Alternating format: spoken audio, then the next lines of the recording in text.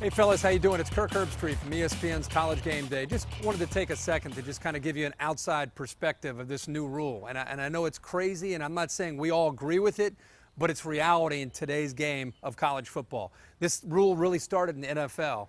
And Roger Goodell, the commissioner, has made it very clear that they're not going to put up with it in the NFL, and it's filtered down now into the college game. For the last 2 or 3 years, these kind of hits will give you a 15-yard penalty. This year, you're talking about getting kicked out of the football game. So listen, whether you agree with this or disagree with this, if you have one of these collisions, you're going to be kicked out of the game. Imagine being in a third quarter or fourth quarter, a huge game. Receiver goes up and a safety blows him up. Head-to-head collision. Not only is it a penalty, you're kicked out of the game and you can't help your team try to win a football game. It's that big a deal. They're taking it very seriously. So it's no longer, I can't believe this rule. I don't agree with this rule. It's no longer that and take a 15-yard penalty. Now it's an ejection. So listen, adjust, do whatever you have to do, but make sure you listen to this presentation and take it very seriously.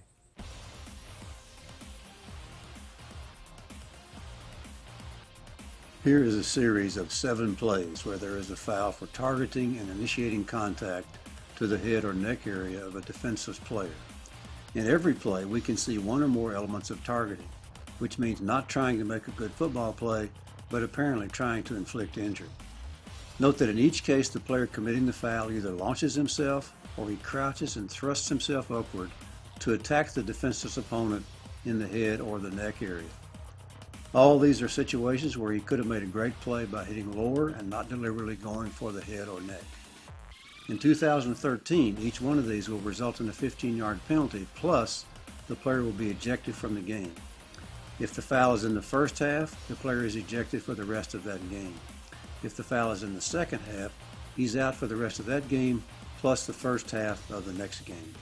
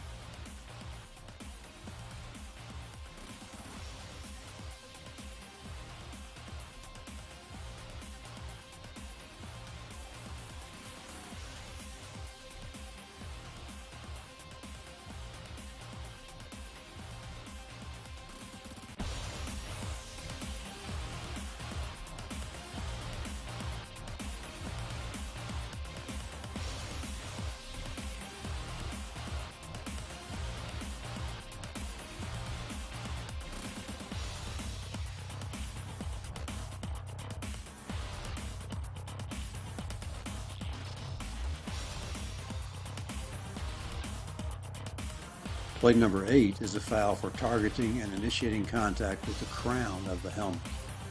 Note that the player dips his head and drives his headgear into the upper chest area. This play is dangerous for the tackler, who runs the risk of his head being shoved down between his shoulders. The penalty for this foul is the same as in the other plays you have just seen.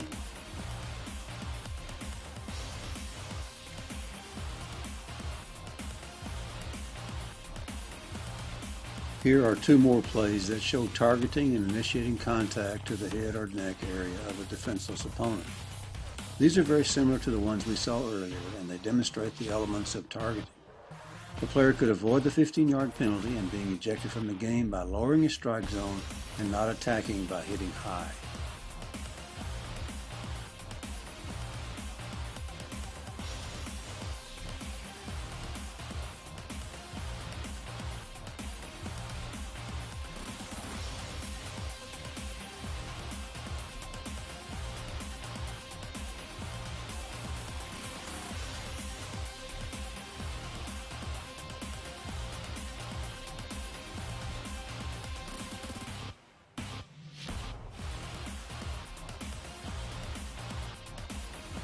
The next 2 plays show fouls for targeting and initiating contact to the head or neck area of an opponent where the action is a blindside block. Starting in 2013, the player who is blocked from the blind side is a defenseless player. In both these cases, The player making the block launches or thrusts his body from a crouch into the head or neck area of the player being blindsided. Again, the penalty is 15 yards plus automatic ejection from the game.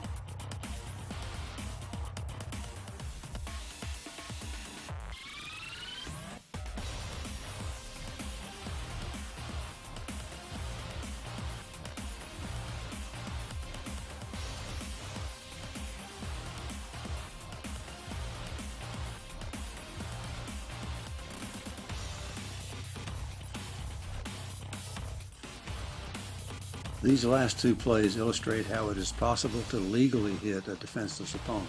In each case, the hit is legal. The player does not lead with the crown of his helmet, and he does not attack high. He turns his head to the side, he leads with his shoulder, and he strikes his opponent at the midsection or chest area. These are good examples of plays that are good, tough football, but they're perfectly legal.